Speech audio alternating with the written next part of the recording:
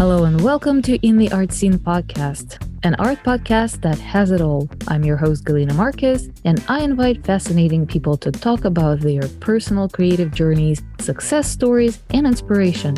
We talk about art business and marketing, how to find your creative voice, and all the new trends in the art world like NFT, AI, and such. Join me and my guest for today's conversation. Hello, everybody. Welcome back to In the Art Scene podcast. My name is Galina Marquez. As you all know, I am with Wendy Colt Kleine, the artist, probably the first artist I have met since I moved to San Diego. She is amazing. Her style, her portraits, her animals are absolutely, I don't know, there's a lot of warmth and cheer, and I just love her work. So I think the reason we met is a friend brought me to one of your classes, and since then I was a believer that San Diego is the wonderful place for being an artist. So, and I think I'm still standing with it. But not only your work, but your story is actually fascinating. So with this, I am going to give the microphone to you, and please introduce yourself to our listeners, and we shall start. Hello there. I'm Wendy Kleine, and I live in San Diego for, I'm going to say, the past maybe 40 years, I suppose. Gosh, that sounds so old. Because I was somewhere else for the 20-some years before that. So anywho, I've always been connected to San Diego pretty much for my whole life. But you know, we live here full time, and I kind of, not split my time, not as much as I'd like to, but I'm also up in the mountains in Lake Arrowhead as often as I can. Yeah, and we will touch on that too, because that place is very inspiring, and I know that a lot of your work is actually being inspired by being there in nature. Yes. So I know a little bit about your story, that you did not start as an artist. You actually was running a different business. Yes. I've always been into art, so to speak, or making something or building something. I worked at a high school for 9 years, and most of the time I was an aide in the wood shop. So that was great. I mean, teaching the kids with power tools.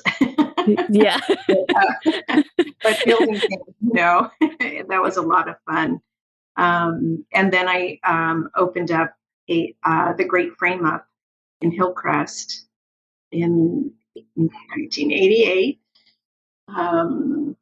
And so I've been lucky. Whatever I've done in my so-called career, whatever, in jobs, I've always had, some sort of creativity in there. So, and when I opened up the Great Frame Up, that was custom do-it-yourself picture framing, where we would cut all of the materials for you and then show you how to put them together. Oh. So, which I loved. And honestly, I should have gone to school to be a teacher, I think, because I seem to have that in me. Oh, you're a great teacher.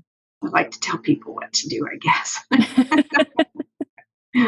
But so I was in, let's see, I had the Great Frame Up for, I think, 10-ish years. And I had Maddie, my daughter, and for the last 2 or 3 years of that.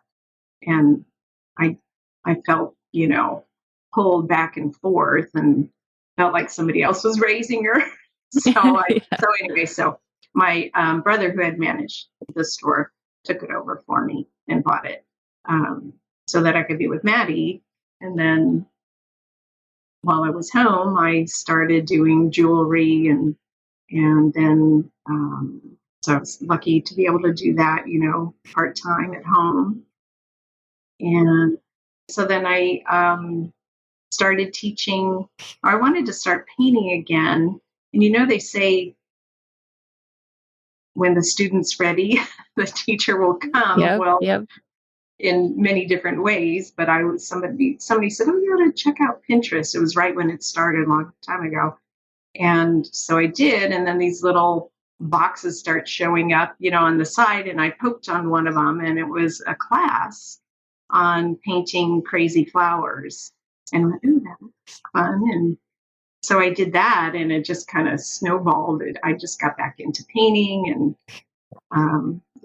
loved that. And then I started having kids come over after school, and then I went to other schools and taught after school art class. And just kind of kept going from there. And then the moms wanted to do it. And so that's how that part started at night with the adults coming, and where you showed up with your friend. And anyway, and then I just started painting on my own, and I Yeah, don't, yeah, you don't had teach you had anymore. such a wonderful little setting with the patio and the backyard. It's just wonderful spending an evening in San Diego with a sunset, outdoors in the patio, painting, drinking wine. It's Yes. perfect. It's perfect. It feels almost like a pajama party, but with Oh, I paint. know. It's great. Well, Right. yeah. And we always had great people would always show up, and Yeah. everybody just got along and, helped each other. And it was just, I do miss it a lot. Who knows, someday maybe I'll be able to do it again. But yeah, it was a fun, special time. And I think a lot of people enjoyed it. So I'm happy to been able to do that, share that with everyone. So, Well, I wanted to make one comment about something that you said earlier about being an aide in the wood shop and being excited helping kids work with power tools. I feel like it's either it's just a Southern California trend. Like you can hear like in Southern California, you come here, you talk to women, and you practically can hear on every corner. Oh, I'm so excited working with woods and power tools, and I don't know, maybe it's just a trend of the times because well, that was a long time ago. That was in the 80s. Yeah. So, well, maybe it's a California thing though. I don't know because I totally feel you. Like my husband doesn't touch power tools. It's all my domain. oh, yes, it's the same here. Yeah. But that can maybe have a few drawbacks, because it's like, I asked my husband, "Hey, can you like put this thing together for me?" And he's, "No, I can't. You can do it." It's true. I can't do it. So, anyway, but, yeah. Yeah, I wanted to ask you back to the days when you were running a frame shop. I read in one of your magazine interviews that what happened is you had a stroke, and Yes. that affected it affected a lot of things obviously for you physically, and that affected the decision for you to stop doing the frames and give away this business to your brother. So can you talk a little bit about that? Well, actually, it happened. We had only been open for 6 months, and and so I luckily my brother Jim Colt, he managed everything for me, and we had really good excuse me, we had really good employees. They were awesome, especially Jim. And so I was out for a while. I mean, I wasn't working for probably the first or maybe 2 months, I think, after it happened. But it happened when we were getting ready for our very first showing of a photographer. And I think it happened like 4 or 5 days before the opening of the show. So I missed it.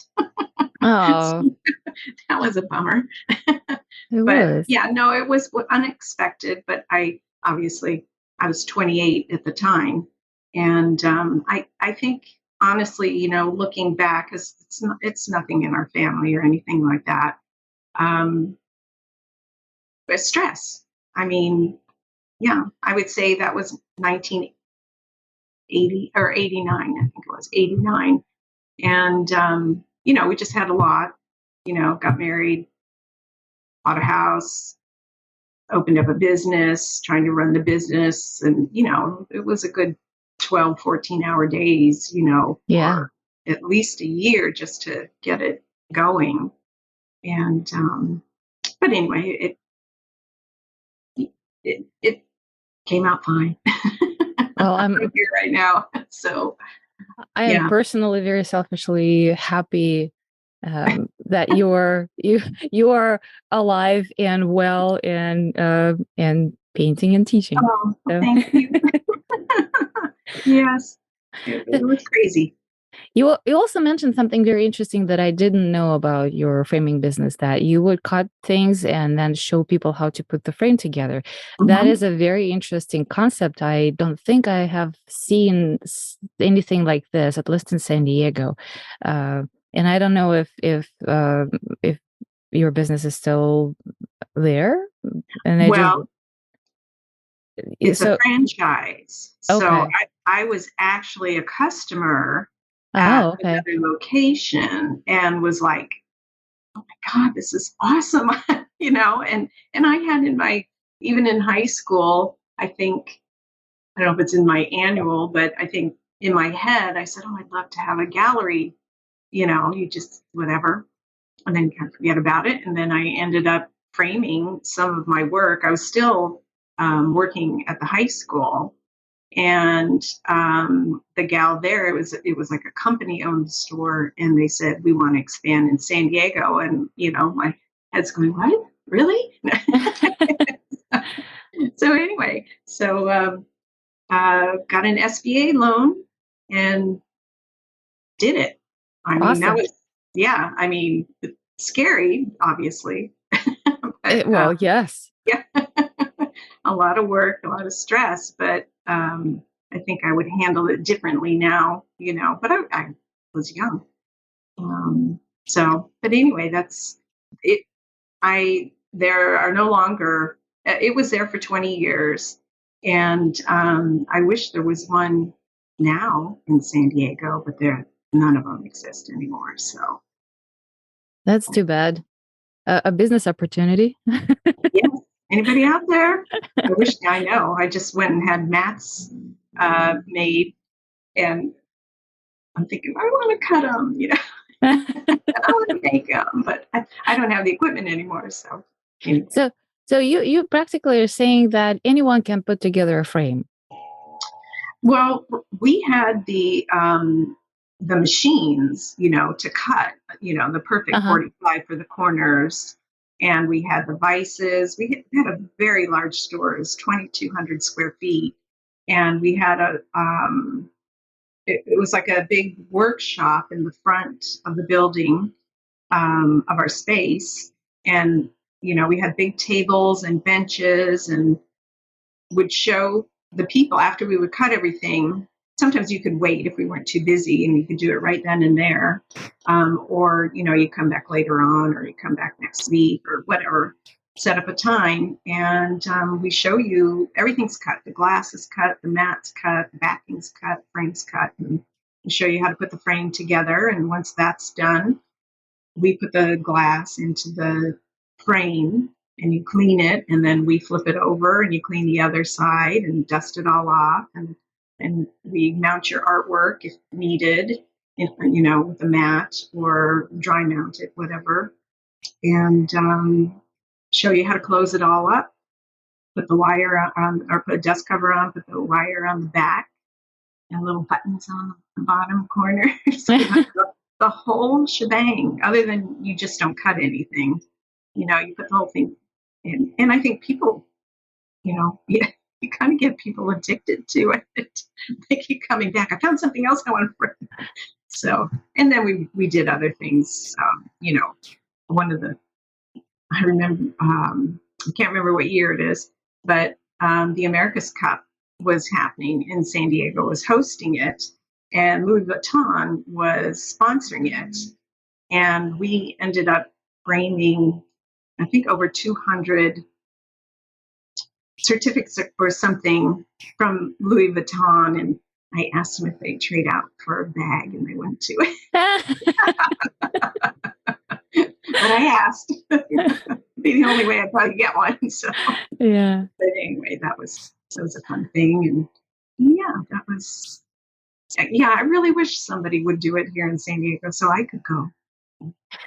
Thanks. Yeah. Well, again, anyone in San Diego who's listening, and I know there's plenty of you in San Diego listening, so there's a business opportunity. It's a franchise. If Wendy did it back in the 80s, and there's no one, like, there's no competition right now. So go ahead. No, not for that. I don't know. Yeah. So that'd be great.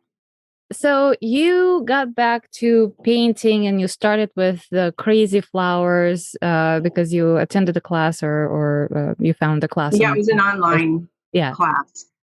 And I have seen your crazy flowers. They're awesome. And then, but I think you are most known for your absolutely adorable animals. Oh. And I'm pretty sure that you have invented them yourself. They just kind of come out. I was waiting for this meeting to start. I had a pen and a piece of paper. I don't know if you can see that or not. I can. First I just started making a heart, and I love the Barn Owl family. They have that heart shape, around their face. I love that. But anyway, I'll look at a picture of one, and it never looks really like the picture, but inspired by a photo or something, or I see one, or go somewhere and take the photos or whatever. But anyway, then they just kind of become a Wendy owl. Yeah, the owls in particular are absolutely adorable. Yeah. But you haven't had any formal training as a painter. Just in high school. Really, that's, I think, my senior year. I think I probably could have graduated early, but I probably didn't realize it. My mom probably knew and said, "No, keep her in there." So I had art like all day long my senior year. Wow. Which was great. And my best friend Holly, she was already in there earlier, in the high school. And so she said, "Come take a class." So I did, and just kind of stuck with it, and it was great. But that was it. I mean, I took a few classes at Grossmont College, but none of it was painting. So yeah, it's pretty much self-taught. So, and when you're teaching, you're very meticulous, very particular about the technique that you are teaching. Because I've done a few animals with you in your classes, so you have figured it out. There is a whole technique of making animals the way you paint them, and you are teaching it very, very well. I mean, yes, you are a natural teacher, absolutely. So.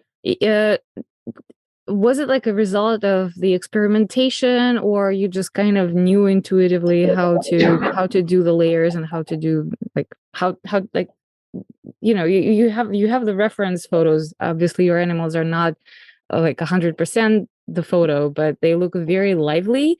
They look very again, they look very kind of cheerful in the way that like you wish old nature would look like this, that kind of stuff. Well, a lot of times, especially with owls, they can look a little frightening, the way they kind of scowl. Yeah. But I don't know. I think probably even recently they've probably maybe become a little bit nicer looking, or I've been making them a little nicer looking. I don't know. I just am I just feel, I guess, happier or whatever, and I like funny things too. So I want to put, anyway, things going in my head about doing something funny on there. Oh my God. But who knows? Some weird things might start coming out. But yeah, I don't know. They just kind of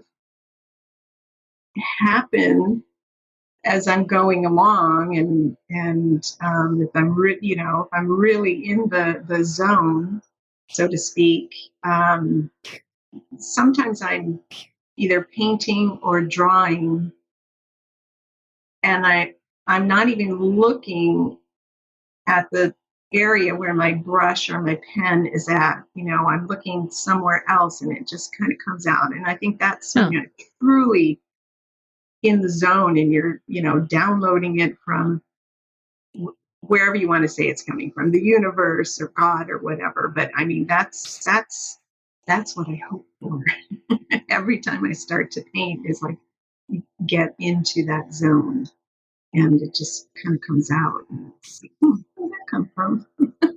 well, So, they definitely don't look like you were blind painting them, but yeah, it's very interesting. oh yes, we do that painting with your eyes shut. Sometimes I don't remember when you were in class if we did that, but No, I haven't done that. I've had I did it started with the kids for sure.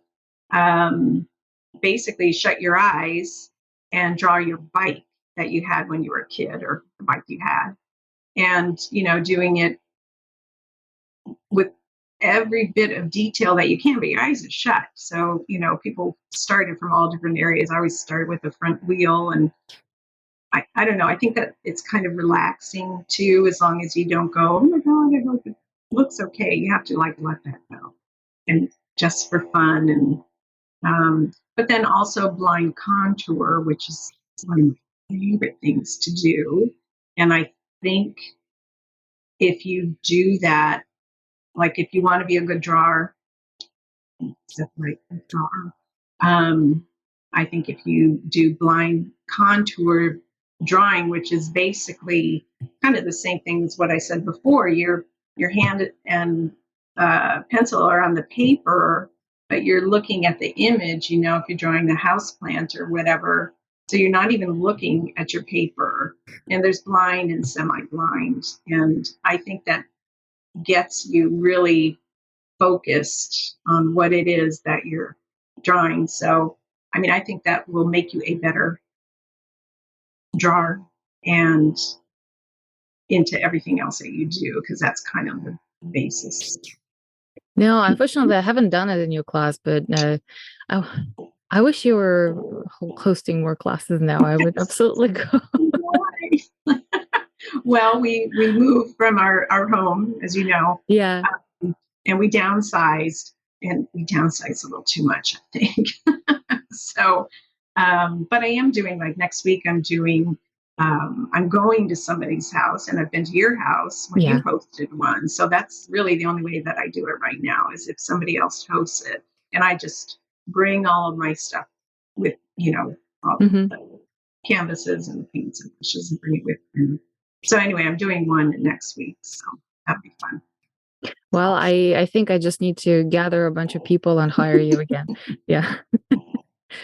That's that's actually again for everyone who's listening who is in San Diego and a close surrounding area. I assume, I don't know how long Yeah. you would travel, but yeah, Wendy does that. You would host a painting party, and that's a lot of fun. It's a lot of inspiration.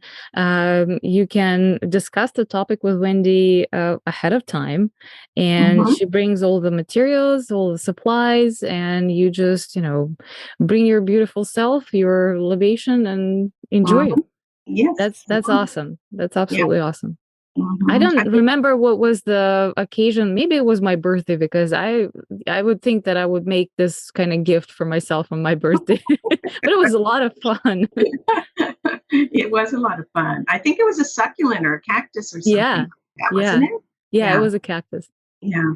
Yeah. No, and you just like so taken off.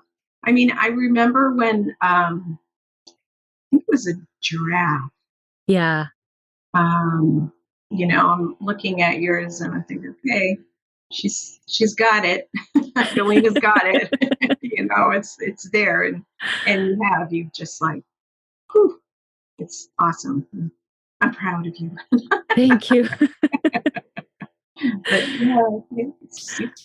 you're doing great in all of this. I mean, like when we start off, it's like the computer is, and I don't do much on the computer to begin with, but it's like, wait, I can't get into the meeting. Oh yeah, right down here. And Well, there's something else I want to ask you about your career as an artist. Obviously, you keep painting because, even though you downsized, like there's no boundaries that would keep you away from your brushes and paint. um, and I'm glad that you're still doing classes in other people's homes. You actually are a commercially quite successful artist. I know that you're represented by some local businesses, and you have some online representation with a company called Left Bank. yes. I have never heard about Left Bank before I met you. So if you can talk a little bit about that, so listeners, majority of our listeners are artists on different stage of their career development. They would Mhm. be grateful to know what it is and what kind of opportunity there is for artists. Well, I licensed my work with them, and really, I don't have to do anything as far as marketing, any of that. I mean, if they take you on, they take care of all of that. They print everything, they market everything. They have trade shows, and it's basically to the design trade, and to catalog. Um, Like home Pottery Barn interiors. Yeah, and yeah, yeah. Oh, I and know. yeah, I've spotted your work on a few of the magazines, like in like interior design style kind of things. yeah. It's amazing, and then you get a royalty check.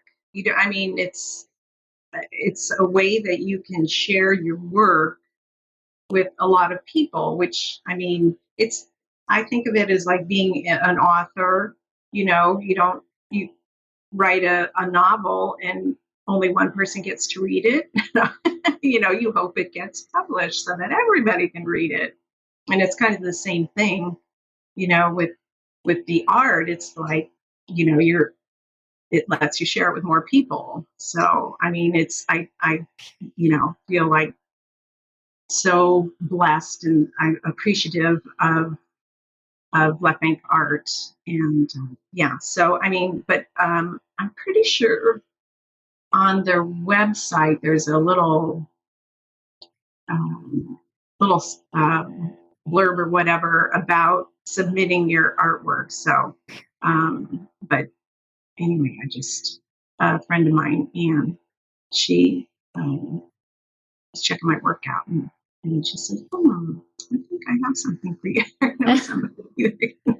So anyway, I can't tell you how appreciative I am of Left Bank. It's just amazing, and I've seen some work on TV. Uh-huh. Set designers or whatever um, use them in HGTV, and at, at the beginning of COVID, I think it was in April, and it was just the masks were starting to come out, or and I ended up, I think I had some crazy scarf or something wrapped around my head, and I was in Home Depot in the lumber section, of course. And a friend of mine called on the phone, and she goes, "I just saw your piece, three of your pieces on the HGTV 2020 Smart Home with Wow. designer Tiffany Brooks." And I'm looking at it and I go, "Oh my God." And I'm like smiling and crying and trying to keep this mask on me. And people are looking at me going, "What's wrong with her?" But I was smiling, but I'm like, it was just like so exciting. So It is that was, exciting. yeah, that was through Black Bank Art. So It is it's just, exciting.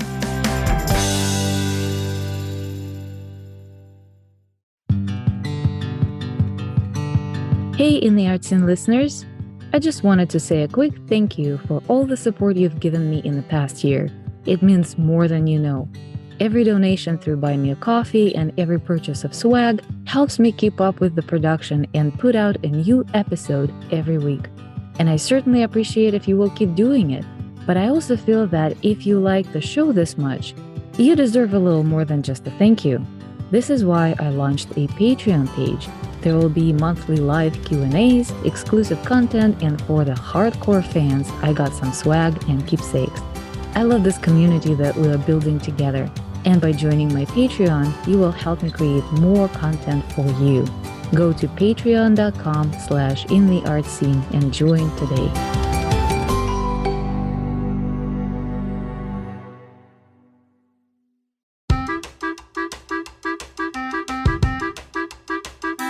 Hey, remember I said I'm a one-woman show? Well, there's a little more to it. Being a busy mom, an artist, and entrepreneur is not easy. There's just not enough hours in a day to do everything I need to do and produce a podcast. And let's be honest, I know close to nothing about the sound production and editing. This is why I use Fiverr. I have found the most amazing professional editor who's been a part of my team since season 2. Fiverr is an amazing resource, especially for artists whose precious time should be spent in the studio and not at the computer. You can literally find everyone you need, from virtual assistants to web designers and SEO specialists, to help you run the business side of your art practice, and for any budget as well. Go to intheartscene.com/Fiverr to get connected with professionals who will help you get the things done.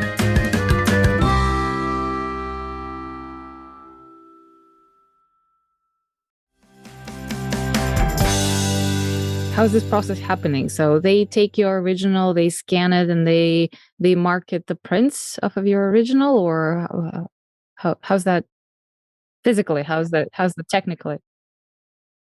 I get my original back, Uh-huh. and then I have like not a website, but a page with them that has all of my work on there. So, and then they have trade shows, but it's not open to the public. You know, you have to be in the design trade. So yeah, it's pretty cool. I mean, there's actually up in the mountains in Lake Arrowhead, there's a really cool home decor store called Janine's, and oddly enough, she happened to have some of my animals in there.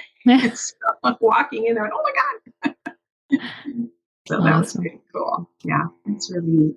So, well, I will make sure to leave the links in the show notes to the Left Bank, to your page on the Left Bank Art, so people will be able to go and check that out, because that's very fascinating. And I think that this is the industry that is being sometimes overlooked by artists.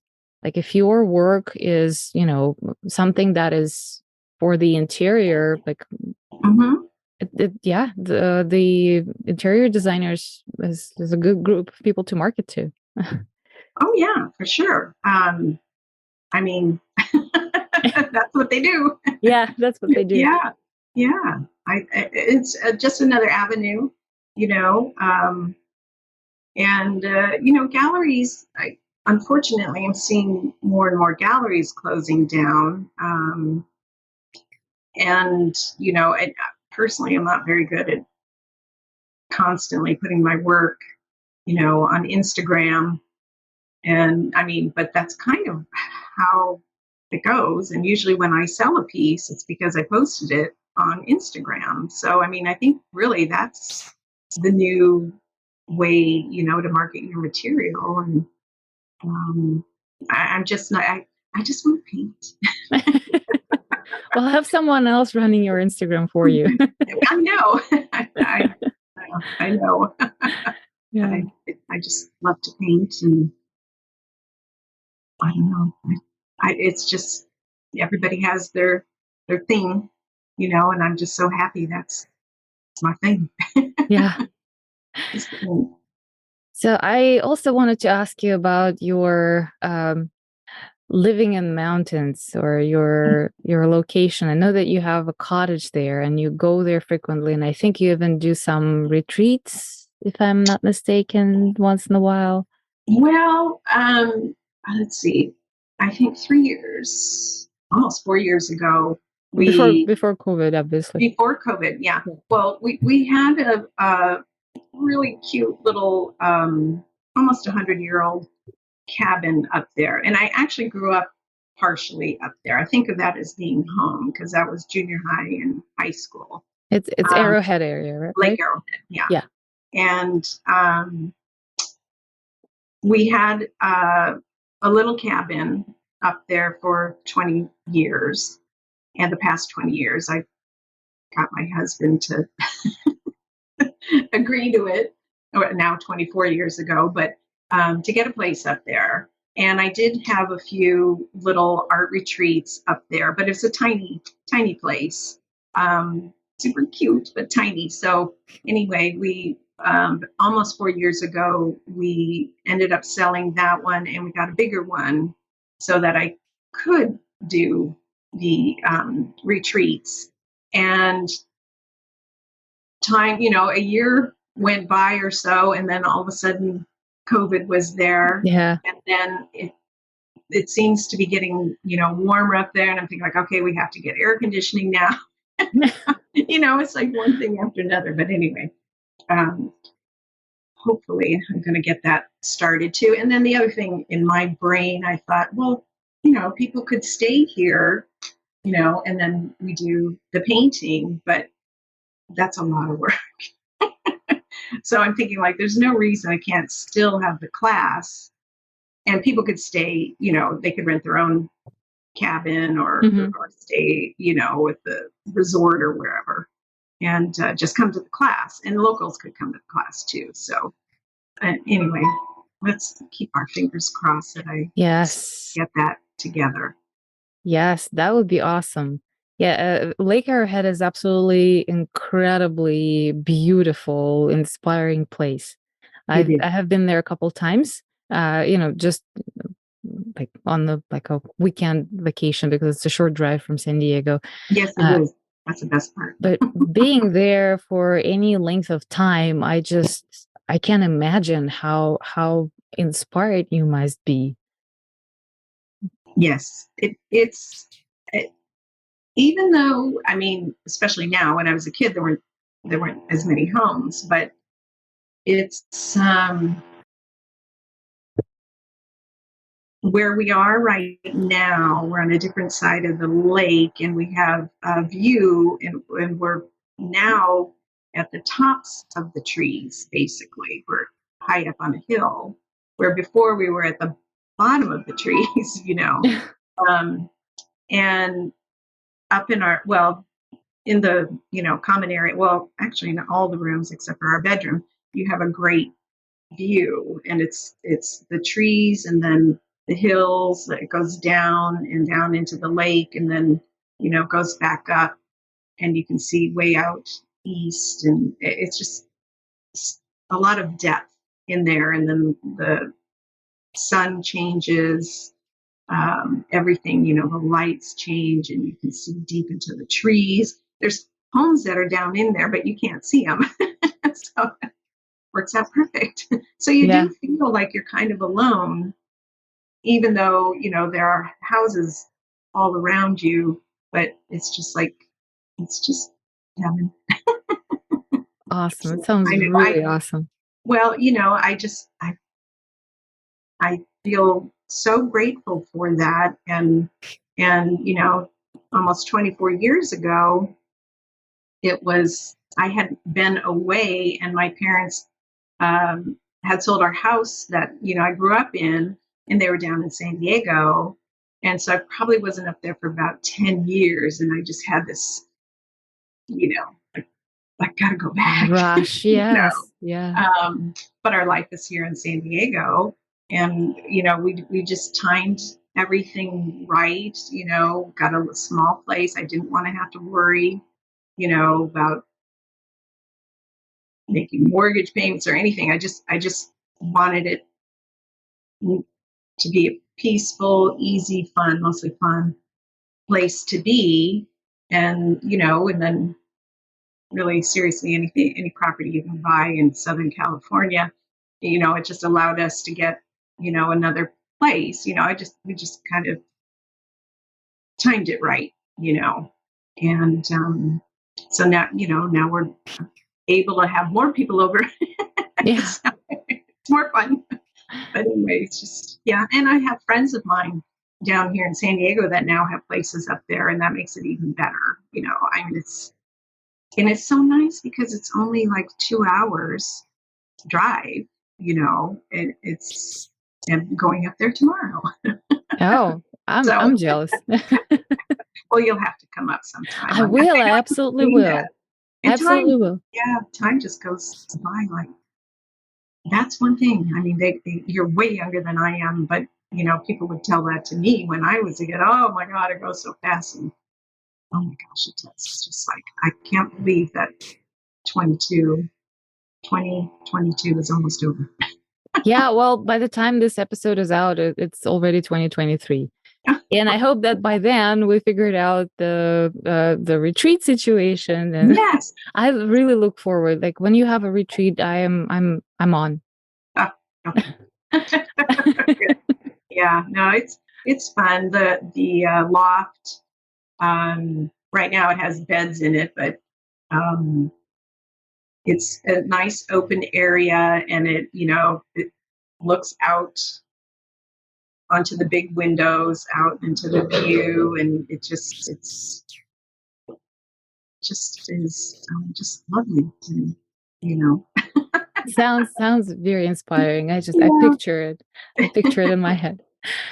All right. Well, is there anything that you wanted to talk about, but I didn't ask you because I know that like I'm kind of short. I know you for a number of years, and I know you for very specific reasons, and I admire your work, obviously. So that's what I'm talking about. I mean, things that we are connected by.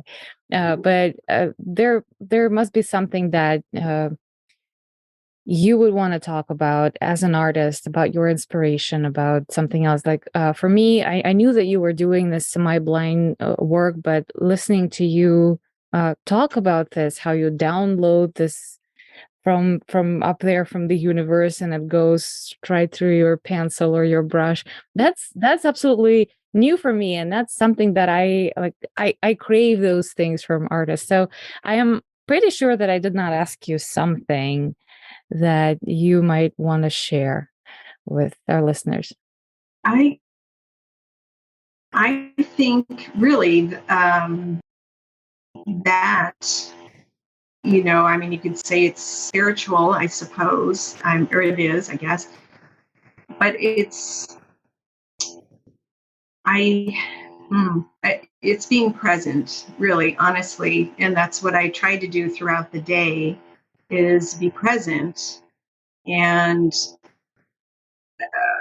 I would say probably 22, so maybe 2014, I started meditating.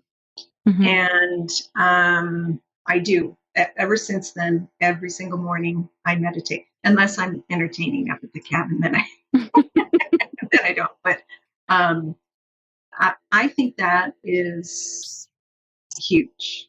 I mean, huge. I can't. Uh, I think to be a lot, and especially people who say, "Oh, I don't have time to do it." Those are people that need to do it. But I mean, it's calms your mind, um, and it's not like every single day that I meditate that I get true, um, I guess, lack of thought. I mean, that's kind of what you're reaching for, but you don't want to reach for it too bad. If it comes, it comes. Um, and it's usually for me when I meditate, it's about 15 minutes, and it's usually not until the very last minute that actually comes, because even still, I've been doing this for so many years, my brain is all over the place. I mean, it's all over the place. I have conversations with people I don't even know, and I mean, it's just like, and that's like, whoop, and then as soon as you realize you're doing that, you go, oh, and you just take a breath, or if you have a mantra, that too. I usually just breathe in and I can get back there. But I think that's probably for me, it's changed so much for me. Just trying to be in the moment, and like in the morning, when I wake up in the morning, I take my dog out for a walk, and I try not to really talk to anybody. My neighbors probably think I'm not very nice, but in the morning I don't really want to talk to anybody, because I take her out and we come back in. I make my coffee and I sit down on the couch and I do my meditation. And so if you wake up first thing in the morning and you're on your phone, you're looking at the news or you're looking at your email, that just can shoot you right out the door. It's having a rotten day. So the meditation just kind of takes the edge off the day. You just kind of, okay, something bad comes up or whatever, either email or whatever, someone cuts you off or on the freeway or I don't know, you let it go. It just makes, it just, it just calms you down, me anyway. Because my brain, I think everybody does this, but everyone's brain goes a mile a minute. And Oh yeah. yeah, I mean, even like with my artwork, it's like, oh, I'll try this, I'll try that. I have so many pieces that are unfinished because I'm like, ooh, but no. And I think too that because of that, it allows me to find that zone of downloading it, and it just it just happens, Do you but do? well, sorry, Uh-huh. I think everybody can do that. I mean, everybody in the whole wide world can do that, but you just have to let it happen, you know and you have a brand new baby, and I don't know how you do everything that you do, honestly. I mean, but it just for me anyway, it just kind of centers me, and I'm not strangling anybody anymore. So Do you do it's any specific kind of meditation? Do you have like an app or recording, or you just sit and breathe and try to watch your mind and the thoughts and try to ground them? What do you I do? I started off with the Oprah Deepak 21-day Uh-huh. meditation, and they were freebies. And then if you wanted to, you could buy them. And then eventually I bought several of them. And so I listened to them over and over again. And every time it's like, oh, yeah, you know. Um, but then they have music that plays through, I think, after they're finished talking, for about 10 minutes. So I actually shut it off. And then I just this is kind of funny. It varies at what time I start. It could be, 7:35 or, 7:43 when I start, but I'll look at the time when they're done talking. I shut them off. I look at the time and I add 15 minutes to it and I shut my eyes, and more times than not, I would say 95% of the time, my eyes just open at exactly 15 minutes. It just happens. That's interesting. I allow it to happen. Because I was going to ask you if you can hack, because you said that it comes to you on like a last minute. So Yes. I was going to ask you if you can hack it and prolong it for a couple more minutes. Well, yeah, it's not like, and sometimes I do. Sometimes all of a sudden I get this thought that, I should open my eyes, but I don't. So, because I'm in that zone, so I'll keep it. And I can tell when it's coming because it changes. I see almost like shadows of things. Most often it's birds, Oh, that's animals, interesting. and birds, mostly birds, flying around. And so sometimes I'll say, oh, I need to paint that, or not. Maybe I don't know. It's just like a feeling, but I think you have to be open to that, and I have noticed too. I've always throughout my whole life I've um, kind of have premonitions of things, and before it was kind of like it was a bad feeling, like something bad's going to happen, and I thought I needed to tell somebody, but I never ever knew what it was or who I should tell. And I hadn't. I think that was, you know, I didn't realize until just recently, till we moved here to the beach, that all of that was a premonition of me. You know, not that something bad was going to happen to me, but I was going to feel exactly the same way because I heard news of something, you know. So I had a really bad one a long time ago. Well, it wasn't bad. Something bad happened to a family member, and then realized I did. I start crying for no reason at all. I mean, just bawling, and I'm going, "Oh my God, what is wrong?" And then a day later, something terrible happened, and I'm bawling again in the car again. So it's really me just repeating. So I guess, premonition. And I kind of figured that out when we moved to the beach. I think once you're in your normal, you've been somewhere for so long, you, whatever, you're caught up into whatever that is. And I think when you move or when you travel, you're somewhere new, you're more like open to things.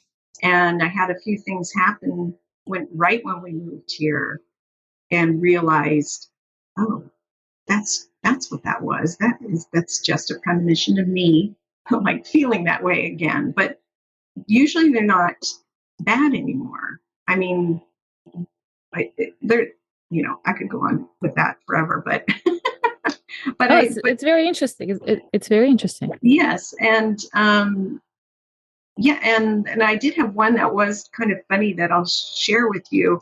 Um, we had just moved here. We're probably here for maybe 3 months or so. I was at the grocery store, and I was did my grocery shopping, got in the car, leaving the parking lot, and right as I started to pull up to the light at the parking lot, I had this weird feeling. And it was on my right side, whatever that means. But anyway, uh, I felt this feeling of hitting a Jaguar, meaning a car, of hitting a Jaguar.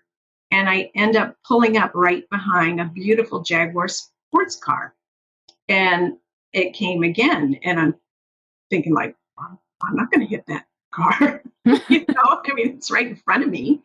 So I think, like, okay, that's weird. And then I got the feeling again. And then I knew it wasn't me that was going to hit the Jaguar. So I'm behind it. The light turns. We go left. We're going down the street. We go for like half a mile, 3/4 of a mile. And then we're kind of heading up a hill before I turn left to go to my house. And we're at a stoplight, and we are on a hill going uphill. And so this Jaguar is still in front of me. And then the other cars come up. We're in the lane on the left. And another Jaguar, an SUV, pulls up equal to the sports car, that Jaguar that was in front of me. So I'm looking over at it, and then Lexus pulls up that's equal to me right there. So I'm looking at the SUV Jaguar, and I'm thinking, that's a pretty car. And I kind of forgot about the hitting the Jaguar car. And I go, oh, that's a pretty one. It was new. And I thought in my head, I wonder if you could put a boat hitch on there. And so as I'm thinking this boat hitch, the Jaguar SUV rolls backwards and slams into the Lexus right Oh my God. And I went, oh shit. So I don't know why I get those things. They just, like, these, I hook onto them wherever they are. So, Well, I mean, it wasn't, they weren't hurt or anything, Um, but it was just like, and then when that happened, I just started cracking up and thinking like, okay, everything is okay. All of, don't worry about it. When I get these strange things, come on, it's just the weirdest thing. I mean, they were okay. So, I mean, it was, boom. And I looked over and, oh my God. My guess is they were both on their phones. And I was just, probably. as soon as it started to roll, I was just ready to, put my horn on, but it's too late. There you go. That's my life. Yeah, well, you're obviously very sensitive to whatever information The is out energy, there. Yeah. yeah. But once I think that's probably when my best painting comes out, when I'm there, So I just, anyway, I just feel very lucky and appreciative of being That's able to do that. And I honestly think everybody can do that. So, that's just, amazing. That's yeah. amazing. Yeah. So, um, well, it kind of hits me, I guess, the right way, that because I keep thinking that I need to be meditating, especially with the little baby. I used to do it when I was doing more yoga than I do now. Uh, with a little baby, it's not that easy. But yeah, I mean, I kind of know what you're talking about. I don't think I am that sensitive to this kind of energy or information, and I definitely am not there to be able to channel it as efficiently as you do. But it is a very good practice for anyone who is an artist or not artist. Oh, totally, Yeah, totally. Yeah, yeah. And honestly, you don't have, you can just sit down and shut your eyes, and you don't have to listen to anybody. I mean, you can just sit there and just, as soon as your mind starts wandering, take a deep breath.